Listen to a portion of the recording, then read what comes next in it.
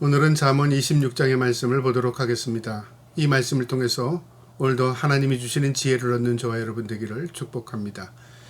잠언 26장 1절에 미련한 자에게는 영예가 적당하지 아니하며 마치 여름에 눈 오는 것과 추수할 때 비 오는 것과 같으니라. 미련한 자가 영예를 가지고 있으면 이러이러한 결과가 난다 그 말이죠. 이 영예라는 건 뭐냐면 권력일 수도 있고요. 또 어떤 물질일 수도 있고 또 다른 사람을 다스리는 지도력일 수도 있습니다.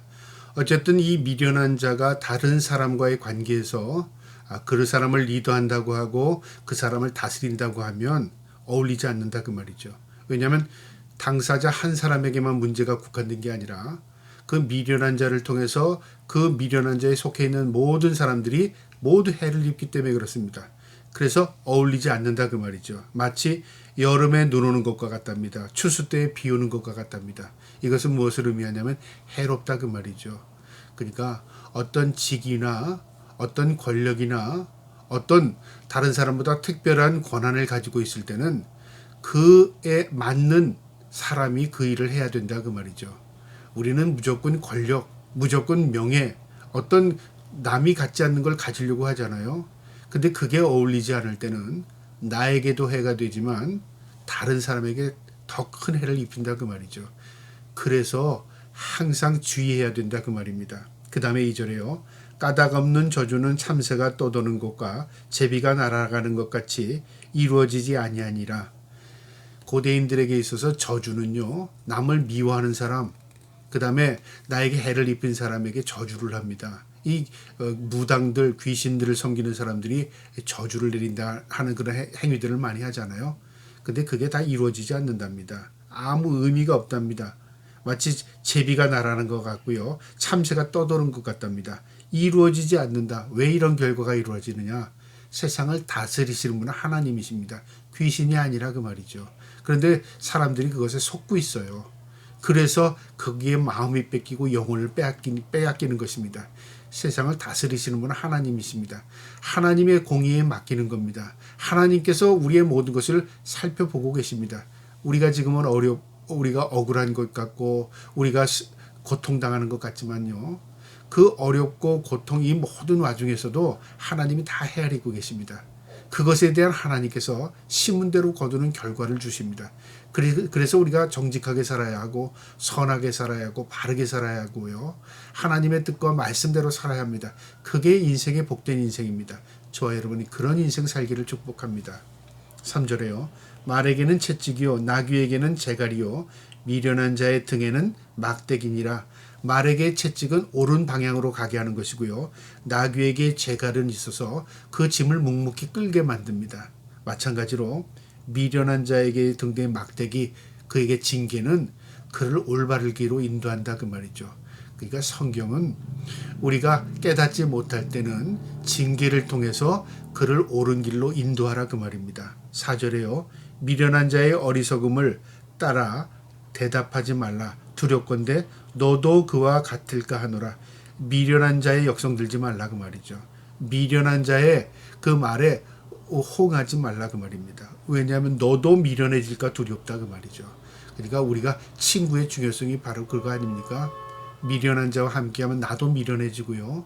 지혜로운 자와 함께하면 나도 그 지혜를 얻게 되는 것입니다. 그래서 우리가 하나님의 말씀은 지혜라고 하지 않습니까?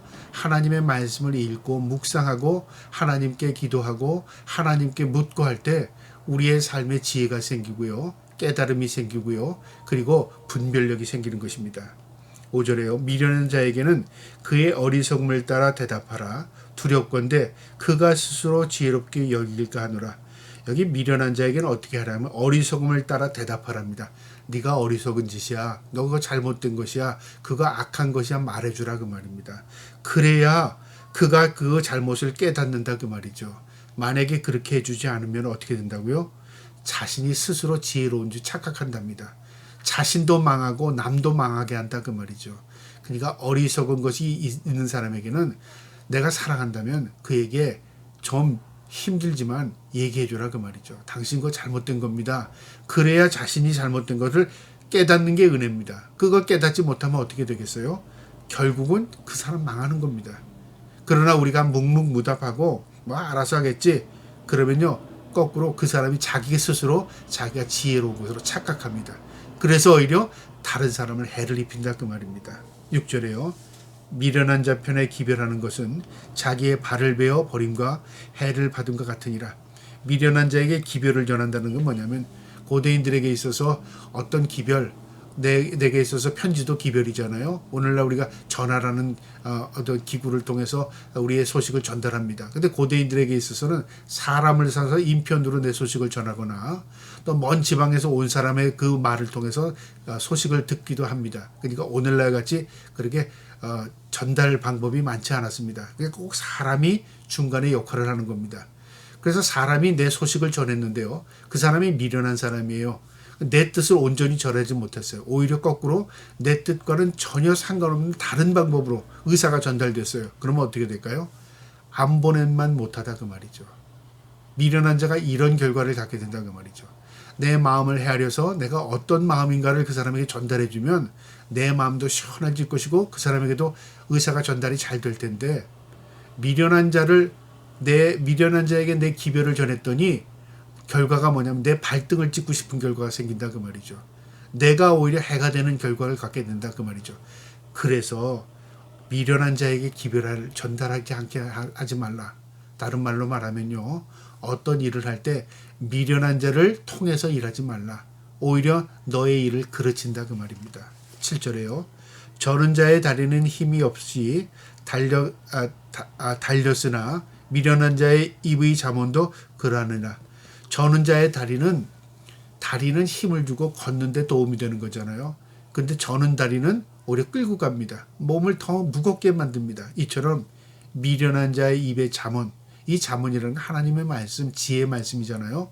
미련한 자에서 입에서 나오는 이 지혜로운 말씀이 왜곡된다 그 말이죠.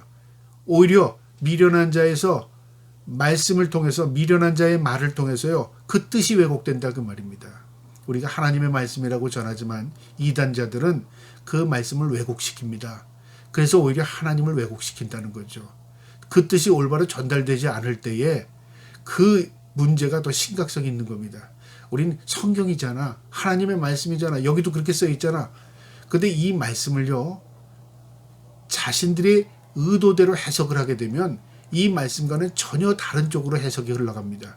그래서 성경은 성경대로입니다. 문맥이라는 게 있습니다. 그 다음에 시대적인 상황이라는 게 있습니다. 그리고 하나님의 의도와 뜻이 있습니다. 그것을 제대로 이해하지 못하고 성경을 해석하거나 이해하게 되면요. 그들이 말하는 영예라고 하죠. 이것은 오히려 큰 해를 입히게 되는 겁니다. 그래서 성경을 볼 때는요. 하나님께 지혜를 구해야 하고요. 성경을 읽을 때는 하나님께 기도하고 하나님 나에게 이 말씀을 통해서 지혜를 달라고 해야 합니다. 그리고 이 말씀을 묵상하고 이 말씀의 깨달음을 얻어야 하는 것입니다. 전적으로 하나님의 은혜 없이는 우리가 온전히 말씀을 분별할 수 없게 되는 것입니다. 8절에요. 미련한 자에게 영예를 주는 것은 돌을 물매에 매는 것과 같으니라. 미련한 자에게 권력 주고 그를 높여주고 영광스럽게 해주면 어떻게 되냐면요. 남에게 해가 된답니다. 돌을 물매에 매는 것과 같다. 이게 무슨 말이냐면요. 물매는 옛날에 다윗이 골리앗을 쓰러뜨릴 때 물매로 돌려서 골리앗을 쓰러뜨렸잖아요. 근데 이게 방향이 분명해야 합니다. 그게 상대 적을 향해서 날아가야 그게 좋은 무기가 되는 것이고 승리하는 거잖아요. 근데 이 물매를 잘못 돌리게 되면 자신이 맞게 되기도 하고요. 방향이 잘못 날아가면 자신의 편이 해를 입기도 하는 것입니다. 중요하다 그 말이죠. 그러니까 미련한 자의 영예는요. 오히려 그에게도 해가 되지만 다른 사람에게도 해가 될 수 있다. 그것을 의미하는 겁니다. 9절에요. 미련한 자의 입의 잠언은 술 취한 자가 손에 든 가시나무 같으니라. 똑같은 표현인데요. 미련한 자의 입의 잠언, 바로 지혜의 말씀이기도 합니다. 미련한 자가 하나님의 말씀을 왜곡되게 전달합니다. 자기의 멋대로 전달합니다. 그렇게 하면 어떻게 될까요? 술 취한 자가 손에 든 가시나무, 남을 막 해하는 거죠. 술 취한 자가 비칠비칠하면서 가시나무로 남을 찌르고 해할 수 있잖아요. 그래서 이단들, 잘못된 사람들이 성경을 가지고 오히려 영혼들을 죽이는 일이 얼마나 많은지 모릅니다. 사탄이요, 하나님의 말씀을 왜곡시킵니다. 사탄이 전혀 다른 말을 가지고 하나님을 공격하지 않습니다. 하나님이 먹지 말라고 하더냐? 하나님의 말씀을 빗대죠. 그래서 세상에 많은 이 이방 종교들이 있지만요. 그 이방 종교 가운데는 하나님의 말씀을 왜곡되게 하는 이방 종교들이 있습니다. 그 이방 종교들을 통해서요. 이 하나님의 뜻을 왜곡되게 만드는 거죠. 그래서 세상에 많은 어려움이 있는 것입니다. 하나님의 말씀이 온전히 전해지지 않으면 오히려 해를 입히게 되고요. 하나님의 영광을 오히려 말씀이라는 이 도구가 하나님의 영광을 가리게 되는 거죠. 그래서 우리가 말씀을 보되 올바로 읽고 올바로 봐야 되고 무엇보다도 하나님께 지혜를 구하고 하나님께서 이 말씀을 깨닫게 해주셔야 하는 것입니다. 10절에요. 장인이 온갖 것을 만들지라도 미련한 자를 고용하는 것은 지나가는 행인을 고용함과 같으니라. 장인은 좋은 물건을 만든 기술자입니다. 숙련공입니다. 이 장인이 어떤 물건을 만들어요. 그런데 만들다가 힘이 들 수도 있잖아요. 그러니까 미련한 자를 고용했어요. 네가 이거 좀 만들어봐라. 물론 그럴 리가 없지만 만약에 그렇다면 지나가는 행인을 고용하는 것과 똑같다. 아무 기술도 없는 사람 고용하면 어떻게 되죠? 결국 장인이 만든 물건을 그 다음에 미련한 자가 그 물건을 지금까지 만든 모든 것을 다 수포로 들어가게 해를 입힌다 그 말이죠. 그러니까 일생에 도움이 되지 않는다 그 말이죠. 그러니까 누구하고 이러느냐 어떤 사람이냐에 따라서요. 우리가 해를 입기도 하고요. 오히려 도움이 되기도 하는 겁니다. 특별히 미련한 자와 함께 할 때는 그게 해가 된다 그 말입니다. 11절에요. 개가 그 토한 것을 도로 먹는 것 같이 미련한 자는 그 미련한 것을 거듭 행하느니라. 미련한 자의 특징인데요. 분별력이 없다 그 말이죠. 깨끗하고 더러운 것에 분별력이 없고요. 그 다음에 논리적인 분별력도 없습니다. 그 반복적인 행동에 실수를 한다 그 말이죠. 12절에 내가 스스로 지혜롭게 여기는 자를 보느냐 그보다 미련한 자에게 오히려 희망이 있느니라. 미련한 자의 특징인데요. 스스로 지혜롭게 여기는 게 특징입니다. 미련한 자가 나 미련합니다. 미련한 사람 아닙니다. 미련한 자가 나 어리석어요. 그거 미련한 자 아닙니다. 미련한 자의 특징은요. 내가 너보다 낫지. 내가 너보다 잘해. 내가 똑똑해. 항상 자신을 높입니다. 그게 미련한 자의 특징입니다. 그래서 미련한 자는 오히려 그보다 미련한 자에게 오히려 희망이 있다. 그렇게 말하는 사람보다 미련하다고 하는 사람에게 희망이 있답니다. 미련한 사람이 난 너보다 나은 사람보다 난 미련해. 그렇게 자신이 스스로 인정하는 사람, 그 사람이 오히려 더 낫다. 희망 있는 사람이라 그 말이죠. 우리가 하나님 앞에 나의 죄인입니다. 희망 있는 사람입니다. 하나님 내가 무슨 죄가 졌어요? 희망 없는 겁니다. 하나님 앞에 우리가 머리를 숙이고 하나님 불쌍히 여겨달라고 하는 사람, 그 사람 하나님의 은혜가 있습니다. 하나님이 뭡니까? 하나님께 머리를 쳐드는 사람, 희망 없는 사람입니다. 그거와 똑같은 겁니다. 13절에요. 게으른 자는 길에 사자가 있다 거리에 사자가 있다 하느니라. 또 게으른 자의 특징인데요. 핑계 만드는 거죠. 왜 핑계를 댈까요? 하기 싫으니까.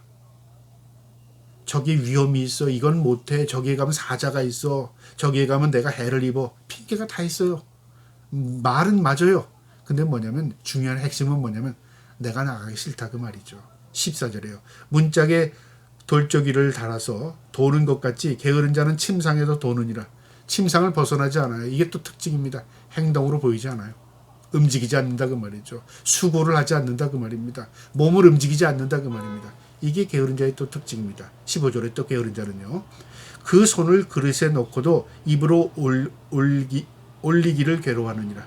여러분 뭐 음식을 줬는데 손을 넣고도 올리기를 얼마나 게으르면 이 음식을 입으로 가져가는 것까지 힘들어합니까? 그러니까 남이 해주는 걸 말하지만 자기가 스스로 하는 거는 안 한다 그 말이죠. 이게 미련한 자의 특징입니다. 16절에요. 또 게으른 자는 사리에 맞게 대답하는 사람 7보다 자기를 지혜롭게 여기느니라. 특징이죠. 바로 게으른 자는요. 자신을 지혜로운 사람을 착각하는 거예요. 그래서 사리에 맞게 대답하는 사람 7이라는 수는 완전 수거든요. 많은 사람이 그거 아니야. 그거 잘못됐어 해도 귀담아 듣지 않아요. 내가 너희들보다 더 잘 알아. 내가 알아. 자기를 지혜롭게 여깁니다. 그리고 게으른 자는 특징이 바로 이겁니다. 움직이지 않고요. 거기에 자기 합리화시키고요. 그 다음에 남의 조언을 듣지 않고요. 그 다음에 남이 뭐라고 하면 내가 너보다 나아 그렇게 여긴다 그 말이죠. 그게 미련한 자입니다. 희망이 없는 자입니다. 17절에요. 길로 지나가다가 자기와 상관없는 다툼을 간섭하는 자는 개의 귀를 잡는 자와 같으니라. 남에게 참견하고 다툼을 일으키고 그 다음에 남의 싸움에 끼어들고 하는 사람들 있잖아요. 이런 사람 들개는 훈련되지 않는 야생동물 들개에게 귀 잡는 거나 똑같은 거야. 물리기 딱 일수죠. 그러니까 말려드는 거라 그 말이죠. 그러니까 이치에 맞고 그 상황을 파악하고 그리고 괜한 싸움에 참견하거나 괜한 싸움에 이렇게 말려들지 말라 그 말입니다. 8절에요. 횃불을 던지며 화살을 쏘아서 사람을 죽이는 미친 사람이 있나니 자기의 이웃을 속이고 말하기를 내가 희롱하였노라 하는 자도 그러하니라. 무슨 말이냐면요. 횃불을 던지며 화살을 쏜다. 남에게 불화살을 쏴요. 그래서 그냥 쐈는데 어떤 사람이 맞아서 죽었어요. 그 미친 사람이죠. 그러니까 우리가 아무 의미 없이 질 같은 사람들을 해하거나 예를 들어서 살인하거나 이랬다면 미친 사람 아니겠습니까? 근데 그 사람이 자기 이웃을 속이고 말하기를 내가 희롱하였노라 하는 자도 그러한다. 남에게 희롱하고 남을 헐뜯고 남을 우습게 여기는 사람도 딱 그런 사람이라 그 말이죠. 다른 사람은 자신의 희롱 때문에 지금 생사를 위기를 경험하게 되고 고통스럽고 절망스러운데 난 농담이야. 난 장난으로 그랬어. 그렇게 말하는 것은요. 마치 불화살 쏘는 거나 그래서 그거 마고 죽은 사람에게 난 농담으로 그랬어. 나 그냥 실수로 그랬어. 난 너를 향해서 그런 거 아니야. 이거와 똑같다 그 말이죠. 그러니까 상대방이 무슨 해를 입는지를 생각하지 않고요. 막 하는 겁니다. 이 미련한 자의 특징이라 그 말입니다. 20절에요. 나무가 다하면 불이 꺼지고 말쟁이가 없어지면 다툼을 쉬느니라. 말쟁이는 뭐냐면 말 물어내는 사람들이요. 이간하는 사람들이죠. 불의 불수시가 똑같은다 그 말입니다. 불이 꺼지려면 나무가 다 타면 꺼지잖아요. 말쟁이가 있으면 불이 꺼지잖아요. 다툼을 계속 불을 계속 살리는 겁니다. 21절에 숯불 위에 숯을 더하는 것과 타는 불이 나무를 더하는 것 같이 다툼을 좋아하는 자는 시비를 일으키니라. 불이 계속 타게 만든다 그 말이에요. 화를 계속 북돋는다 그 말이죠. 이게 미련한 자의 특징입니다. 이 말쟁이들이 이렇게 많다 그 말이죠. 그래서 묵묵하고 남이 나에게 어떤 사람 헐뜯는 얘기를 해도요. 그냥 귀담아 듣지 말고 그 말을 또 전달하지 말고 그에게 있어서 그러면 나는 그런 말 듣기 싫어. 그리고 오히려 그것을 자제하게 만들고 그래야 화를 멈추게 해야 되는데 오히려 그 사람에게 편을 들어주고 또 이 사람에게 그 사람 말 전달하고 해서 불쑤시개 역할을 하고 그 다음에 불을 일으키는 역할을 한다면 미련한 사람이고요. 하나님이 그런 사람 좋아하지 않습니다. 그것은 죄입니다. 그 다음에 22절에요. 남의 말 하기를 좋아하는 자의 말은 별식과 같아서 뱃속 깊은 데로 내려가느니라. 남의 말 좋아하는 거 이간하고 헐뜯고 이런 남의 말 해주는 거잖아요. 이게 별식 같답니다. 별식은 특별식 같다는 거죠. 일반 우리가 주식으로 먹는 건 맛으로 먹는 게 아니라 우리가 때가 되면 그냥 음식이니까 먹잖아요. 별식은 먹고 싶은 겁니다. 달콤하죠. 뱃속 깊은 데로 내려간답니다. 그래서 이게 어떻게 돼요? 기억이 오래된답니다. 그래서 우리의 기억은요. 무엇을 기억하냐면 전체를 기억하는 게 아니라 어떤 특징적인 것, 자극적인 것, 그 다음에 내가 어떻게 기억에 남는 것들이 있어요. 그 기억이 있는다고 올바른 게 아닙니다. 우리의 기억도요. 그래서 왜곡된 기억들이 참 많습니다. 그래서 하나님 내 마음과 내 생각을 주장해달라고 기도해야 하는 것입니다. 내 마음이 올바라야 내 삶이 올바르고요. 내 생각이 올바라야 내 마음속에서 올바른 마음들이 내 생각들이 올바르게 표현되는 것입니다. 이처럼 미련한 자는요. 남의 말 듣기 좋아하고 그것도 기억했다가 또 남에게 전달하고 결국 별식 같으니까 깊은 데서 오래 기억하는 거죠. 이거 좋은 거 아니라 그 말입니다. 26절에요.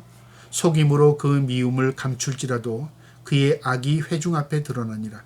우리가 속이고 겉으로는 거칠게 한다고 그러잖아요. 좋은 척하고 위해 주는 것하고 존경하는 것 같이 하고 그 다음에 편인 것 같이 하지만 시간이 지나면 다 드러난다 그 말이죠. 숨길 게 없다 그 말이죠. 하나님과 우리 관계는 어떻습니까? 말할 나위도 없죠. 우리가 하나님 속일 수도 없거니와요.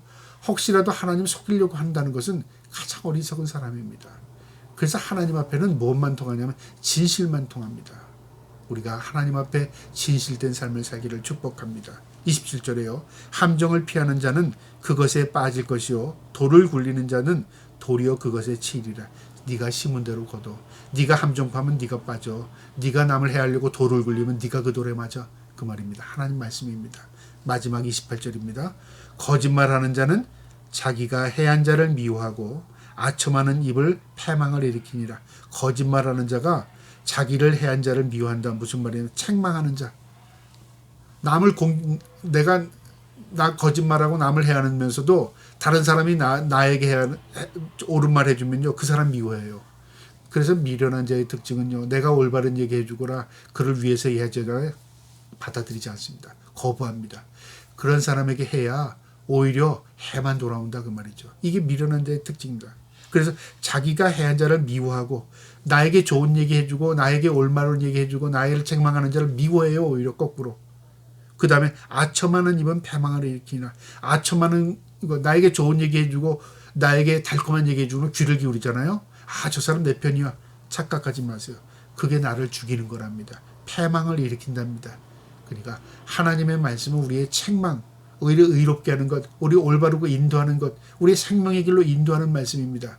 근데 사탄은요, 우리 귀를 속삭입니다. 나를 망한 길로 가고요, 내가 좋아하는 걸 행하게 하고요, 내가 수렁에 빠지는 길로 인도합니다. 그러니까 분명하죠. 하나님의 말씀을 따라야 합니다. 그것이 내 마음에는요, 쓴물이 되고 내게는 아픔이 되고 내겐 고통이 될지라도 그 하나님의 말씀이 생명이 됩니다. 저와 여러분이 하나님의 말씀을 늘 읽고 하나님의 말씀을 통해 지혜를 얻고 하나님의 말씀을 통해 깨닫고 하나님의 말씀에 순종하며 살 수 있는 저와 여러분 되기를 주님의 이름으로 축복합니다. 아멘.